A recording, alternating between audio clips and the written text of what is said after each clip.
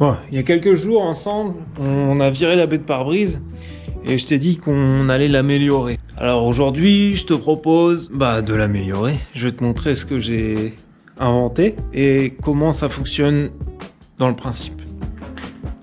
Et surtout, comment tu peux le reproduire chez toi.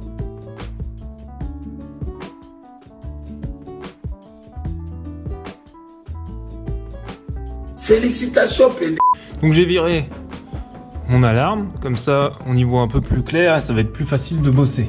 Donc on reprend mon petit système, on glisse ça dedans.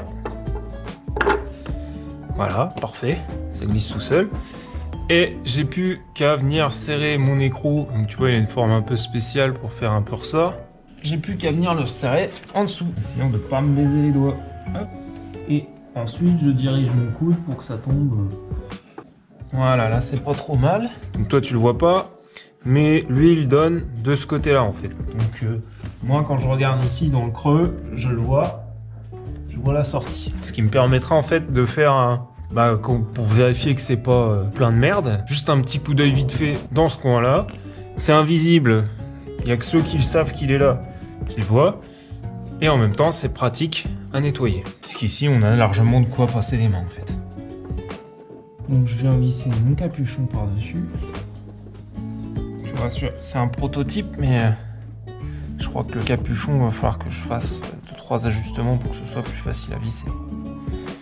Donc tu pourrais très bien virer la petite grille et juste laisser le tube, de telle manière à ce que ça dégueule sur la boîte. Ou alors tu pourrais carrément tout virer et juste laisser ça comme ça sans que ça se bouche. Moi je te le conseille pas parce qu'en fait, si à l'origine c'est fait, tu vois, pincé comme ça, c'est pour qu'en fait les bêtes puissent pas rentrer dedans. C'est-à-dire qu'un petit raton là, tu vois, il pourrait faire un petit nid douillet, il pourrait être pas mal là, ou aller dans ta ventilation. Et puis imagine s'il se fout dans ta ventilation, t'allumes ta ventilation, à mon avis ça va pas être le meilleur moment de ta vie, tu vois. Ni de la sienne. Donc un des principaux problèmes qu'on avait avec cette baie de pare-brise, c'était que l'alarme, comme elle était comme ceci, à l'intérieur, voilà, et quand du dépôt se formait, elle se retrouvait le cul dans la flotte, et du coup, elle prenait l'eau, elle se mettait à cramer, ou alors elle se mettait à drainer ta batterie pour un rien. Alors qu'est-ce qu'on va faire? Sachant qu'ici, potentiellement, il y aura toujours de la pluie. Potentiellement, ça peut toujours se boucher, même avec mon système. Un mec qui n'entretient rien, ça existe. Hein. Alors, qu'est-ce qu'on peut bien faire pour éviter que ça remerde? Mis à part la délocaliser, je vois pas trop ce qu'on peut faire. Alors, j'ai pensé, et oui, ça m'arrive de temps en temps, j'ai pensé qu'on allait la délocaliser. Et on va la délocaliser dans un endroit, en fait, qui nous sert à rien. C'est un endroit, il y a de l'espace et il nous sert à rien. En fait, on va venir la foutre ici, tu vois. Dans le creux là, le long du pare-chaleur. Alors tu vas me dire, oui mais s'il y a un pare-chaleur, c'est parce que ça fait du saut, alors elle va peut-être pas aimer le saut. Nique ta mère.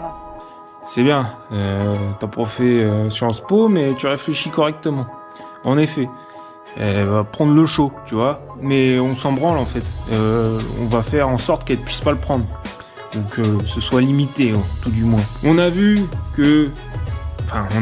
Non, je sais pas si t'es allé la voir, ma vidéo qui s'appelle Un peu de fraîcheur dans ma baie moteur. On a vu que quand tu fais rien, ici, ça peut devenir très chaud.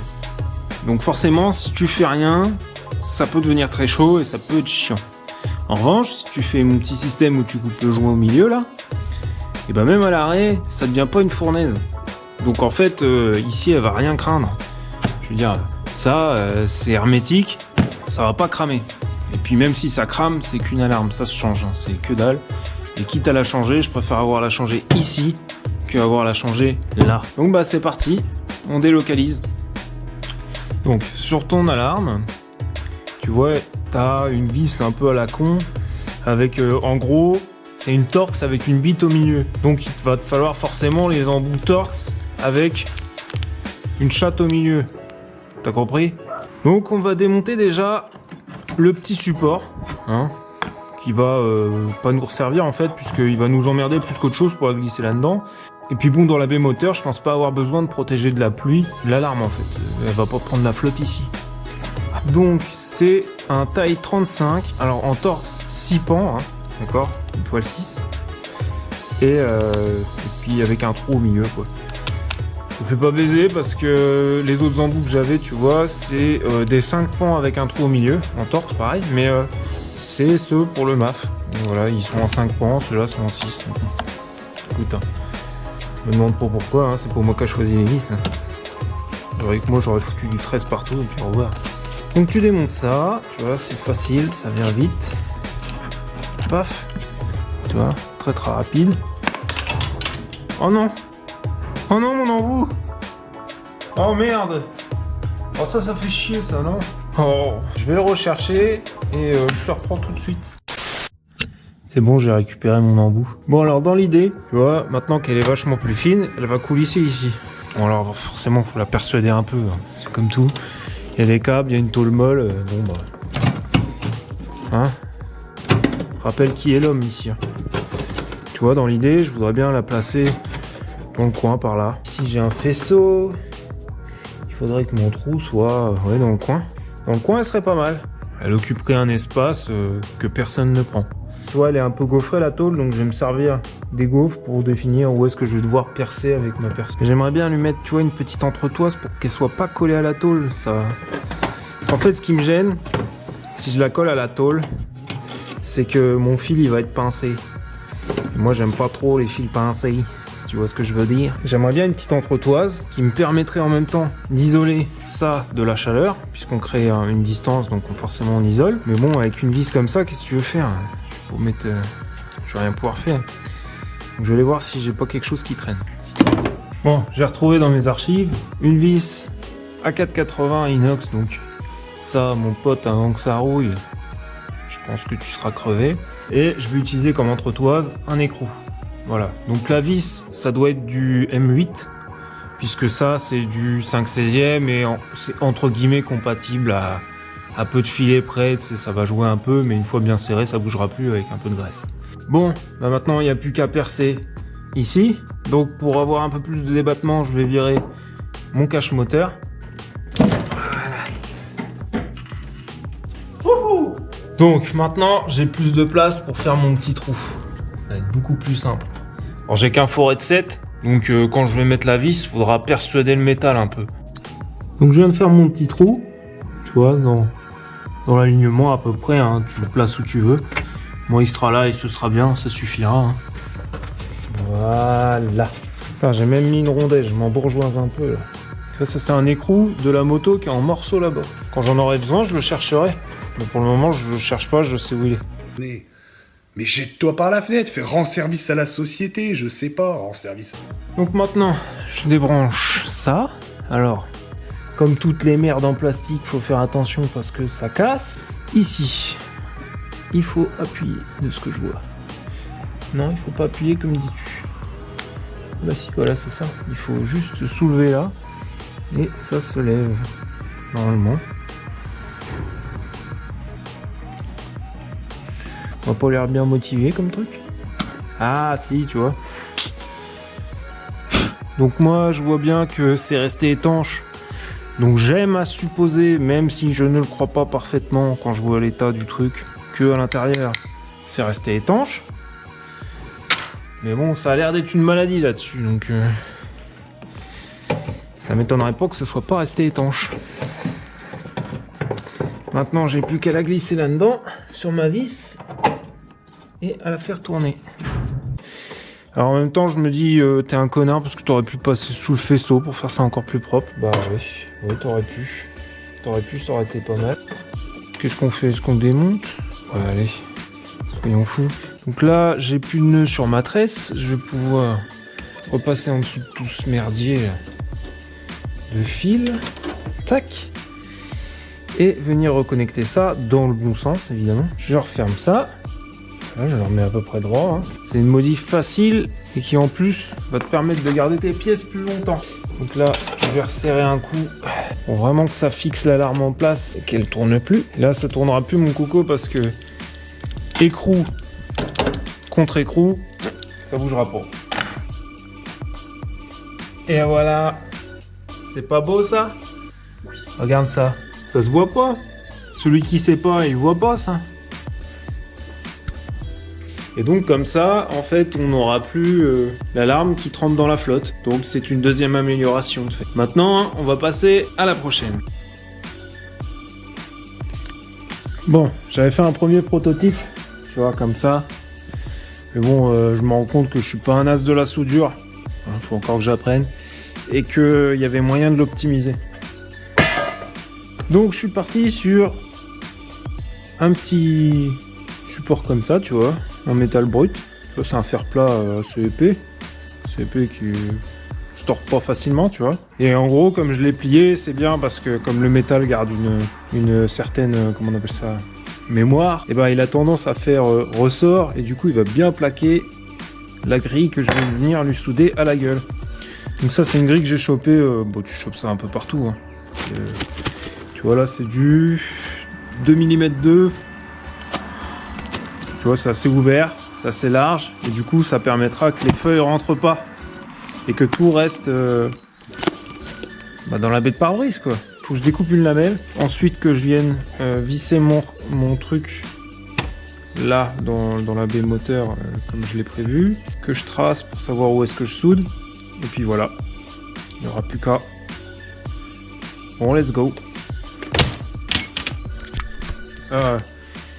Je vais peut-être pas tout filmer, on se rejoint quand c'est fini.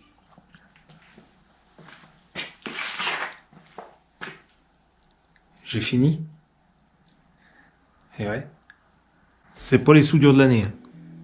Je suis pas soudeur de métier et je m'en bats un peu les couilles, j'ai fait ça à l'arrache. Donc, comme je te l'ai dit avant, j'ai utilisé juste un fer plat et de la grille.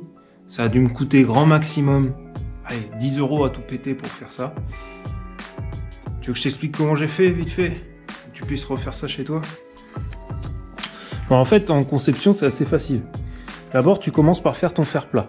Tu fais ton petit fer plat, tu plies un peu à l'arrache, hein, c'est histoire que ce soit à peu près dedans. De toute façon, tu rajustes à la main. Hein. Tu poses ton petit fer plat, puis tu lui mets sa vis. Et tu as juste ton fer plat qui pend. Ensuite, tu prends un bout de grille qui fait 25 cm de large, d'accord, sur 16 de haut. Jusque là, ça va. Tu le découpes, tu viens le placer sous ton fer plat. Tu vois, il va être en tension. Et alors, tu vas voir, il épouse pas bien la forme qui est ici. Mais ça, c'est pas grave. Comment on fait pour reproduire une forme? Tu prends un petit stylo. Tu prends un bout de carton avec un trou dedans, tu vois, comme ça. Hop. Tu mets ton stylo dedans. Tu fais ça. Et ensuite, tu viens de positionner le long et t'écris. En gros, par exemple, sur le capot, je vais peut-être pas écrire dessus. Mais voilà. Tu places ça le long de ta forme. Ah, allez. Voilà. Tu te cales bien dessus. Et ensuite, tu glisses. Et ça va te reproduire ta forme sur ta tôle. Comme ça, après, tu retournes sur ton banc. Tu redécoupes ce qu'il faut. Et hop, c'est parfait. Donc, dès que c'est découpé et que c'est bien ajusté, tu reviens, tu glisses ta tôle en dessous, tu vois. En laissant ton fer plat forcément comme il est là. Tu glisses ta tôle. Et avec un marqueur, tu viens marquer où est-ce que tu vas devoir souder ton fer plat. Donc tu fais le contour de ton fer plat et tes petits marquages, bref, tu te démerdes, hein, t'es grand. Tu sors le tout, tu vas sur le banc, un petit coup de soudure, et ni vu ni connu, on n'en parle plus.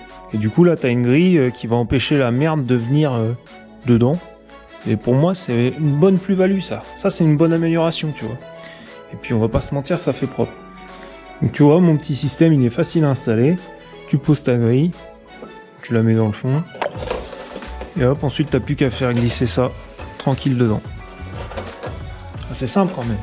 Maintenant qu'on a installé les évacuations et la grille, et que j'ai réparé aussi mon tablier, il n'y a plus qu'à tout remonter. Mais avant ça, un petit coup de graisse sur tous les points. Tous les points quoi. Il y a une petite astuce pour remonter ton tablier. En fait, ici, il est creux pour venir bien se loger autour du joint de pare-brise, tu vois. Et donc, il faut bien que tu fasses venir comme ça. Voilà. Sinon, ça marchera pas. Ensuite, il va tout doux. Forcément, rien péter parce que c'est excessivement cher comme genre de pièce. Ça se trouve pas facilement, comme un peu tout ce qu'il y a sur cette bagnole au final. Donc là, je Je suis pas mal remis en fait. Je suis en face des trous. Faire gaffe à son faisceau aussi, parce que tu pourrais arriver à le pincer assez rapidement. Surtout que tu te rappelles, il vient se clipser en dessous.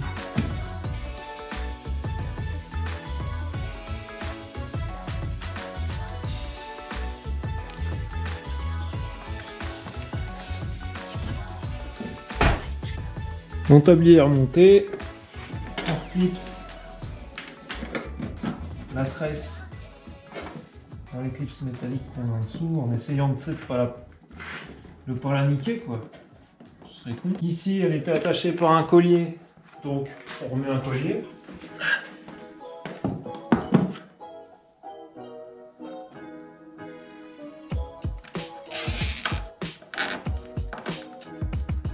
Tac.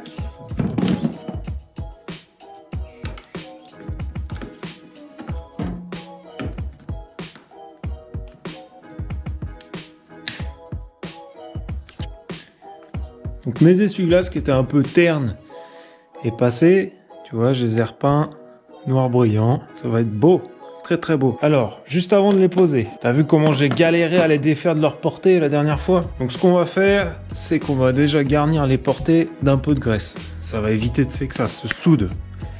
Et qu'on soit emmerdé après. Et qu'on galère là comme des cons. Parce que c'est soudé. Donc, comme tu l'auras sûrement remarqué quand on a fait le démontage, ici on n'a pas le même groom que là-bas. C'est des grooms flexibles, tu peux trouver ça sur Amazon et tout ça. Moi j'avais pas envie de me faire chier à acheter ça par paquet de 10 et au final m'en servir que d'un.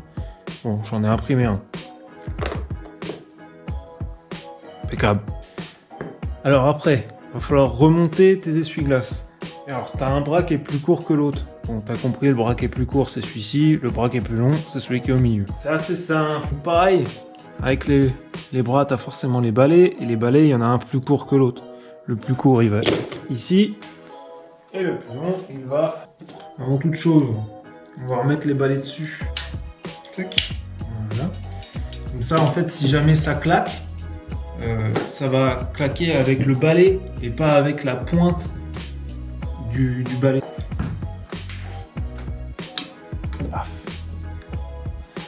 Ça va être beau ça. Oh là là, qu'est-ce que c'est beau. Donc là, je le replace par rapport à mon scotch que j'ai mis avant et que j'ai surtout laissé parce que c'est important, il faut le laisser là. Donc, tu vois, ce que je fais, c'est que je lève ici, ensuite je pousse ici. Comme ça, ça va bien se poser sur la portée. Et on est pas mal. Bon, tu commences à connaître la maison. Quand je remets des écrous sur lesquels j'ai galéré, je fais quoi? Je les tartine. Donc je reprends ma douille de 13. Évidemment, je la mets sur serrage.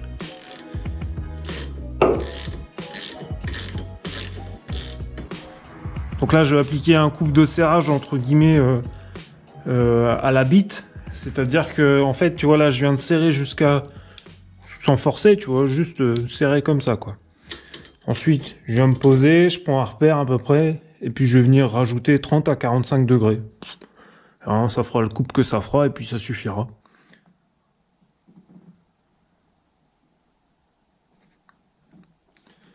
Voilà, là, ce sera pas mal déjà. Maintenant, il reste les pièces maîtresses, les petits capuchons, celui d'origine, le mien. Celui d'origine, le mien. Celui d'origine, le mien. Celui d'origine, le mien. Celui d'origine, le mien. Celui d'origine, le mien.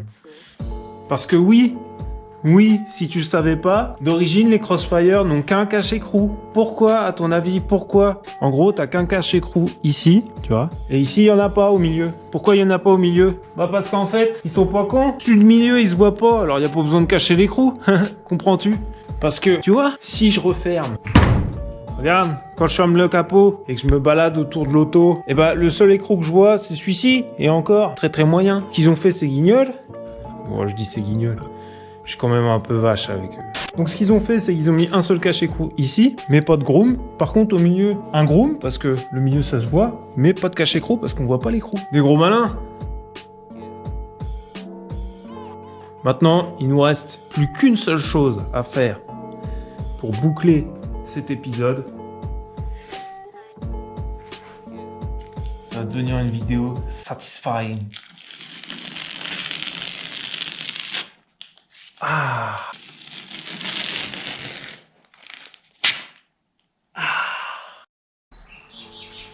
Donc, je pense qu'on peut conclure l'épisode. On a vu comment améliorer notre baie de pare-brise, comment l'améliorer esthétiquement, comment fiabiliser certains éléments et surtout comment la rendre plus facile d'entretien.